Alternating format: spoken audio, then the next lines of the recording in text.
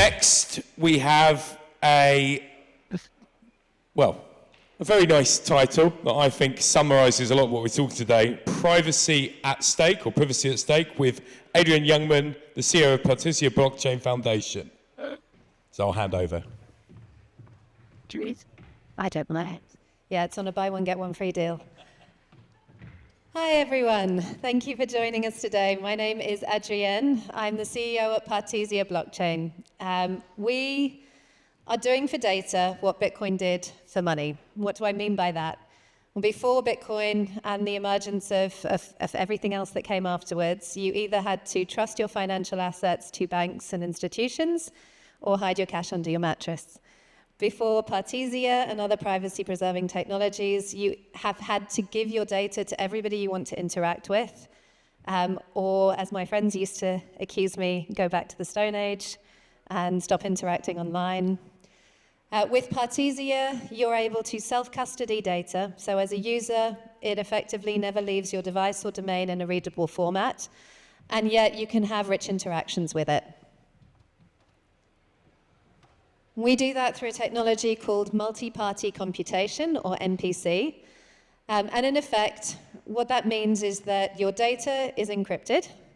It never leaves your device or domain, and yet people can interact. So how does that compare to something like a ZK proof, for example?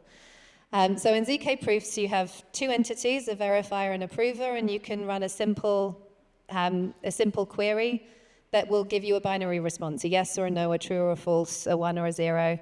That has unlocked a huge number of use cases. It can be very effective. If I want to verify that you hold a specific credential, or I want to verify that you're over 18, I can get a nice response from one data set. With multi-party computation, you're able to run a rich query against multiple data sets and get a rich response. So to stay in that identity space with something like multi-party computation, you could interact with my financial data without seeing it, and yet be able to calculate a granular credit score. I could upload my KYC documents, create a kind of a encrypted vault, and products that want to work with me and KYC me could run a specific query against that data and again receive a response. So they're different technologies that answer slightly different use cases, all in the same kind of space. Multi-party computation is on the more complex end of that spectrum, as you can probably imagine. We are abstracting away that complexity so that people can use MPC as a service. And we are able to do that because we have people in our team that have been doing this for a very long time. So one of the project's founders, a gentleman called Martin Bundgaard, wrote the first ever paper on multi-party computation back in 1988.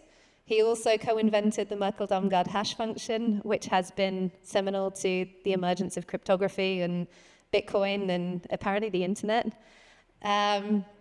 As well as all of those wonderful academics, we have a team that has been applying them to solve commercial problems for the last 16 years for people like the Danish government, Bosch, the Red Cross.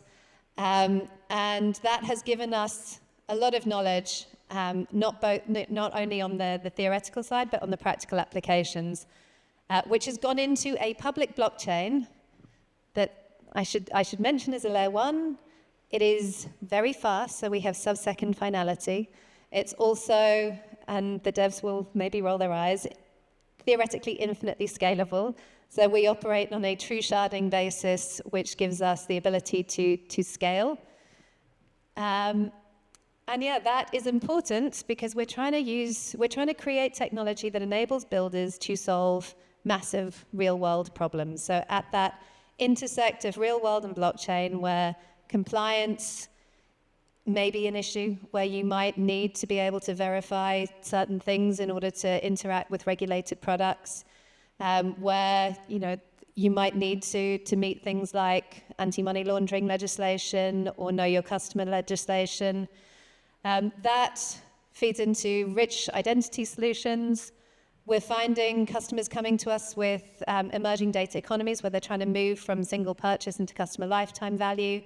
And our ability to create kind of product identities and user identities can help them not just kind of answer the provenance question, the anti-counterfeiting, but also move into working with third parties like lending products, insurance products, and also into secondary markets, into trusted second-hand marketplaces.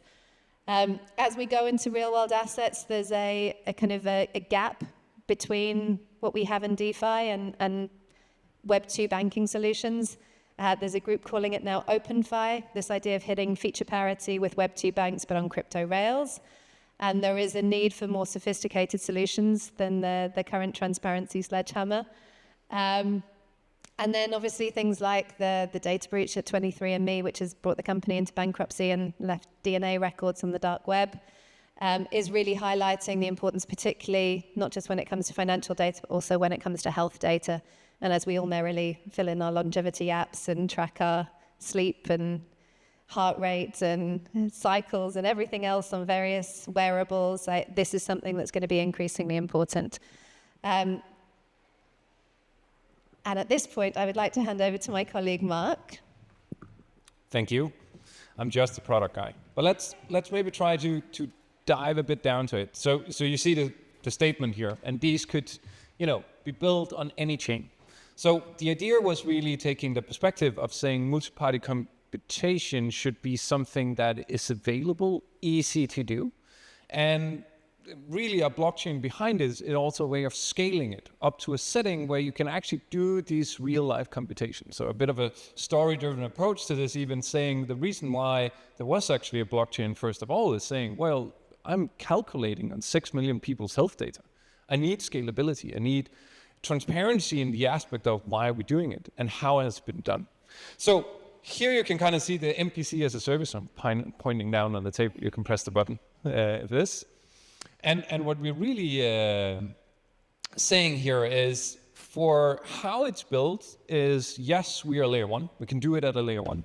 You look at what we call bring your own coin, actually saying we bridge over something like Ethereum, something like Bitcoin to actually pay for that transaction fee on being able to do these computations. But we are also making it fully available as a layer 2 on top of that, right?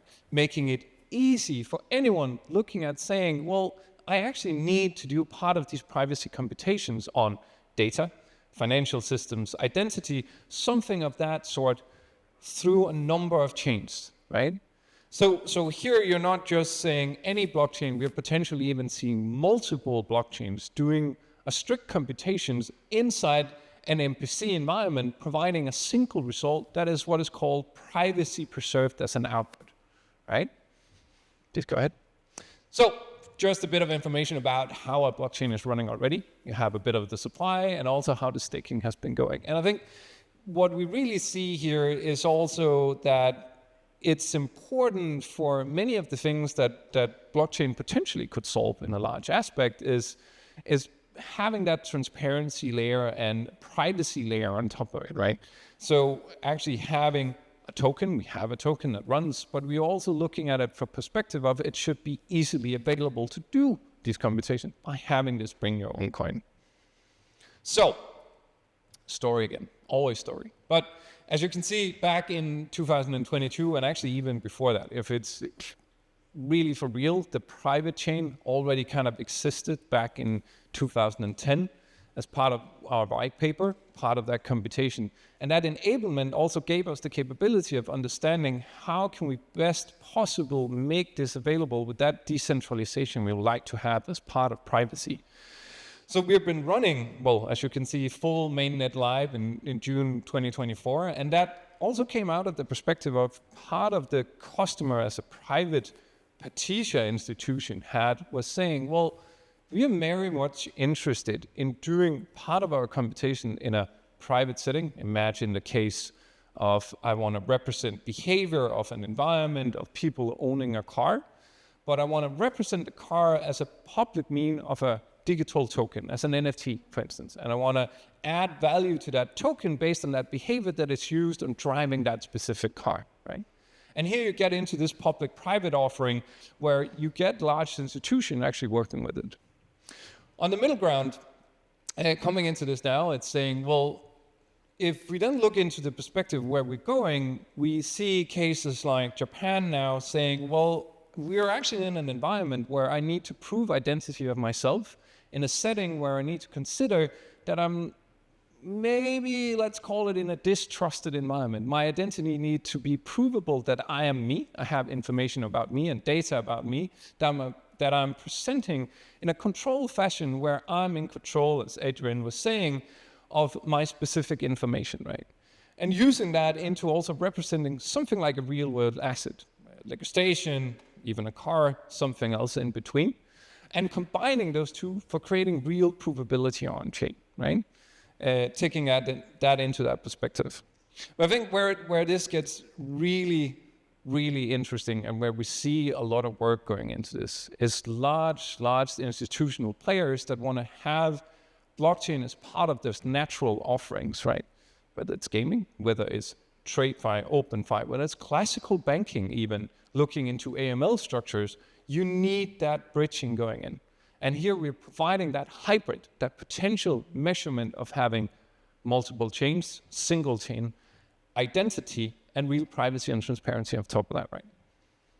So I think naturally, we end up in the statement, as Adrienne has nicely said up front, that we can do privacy and transparency, like Bitcoin did for money, right?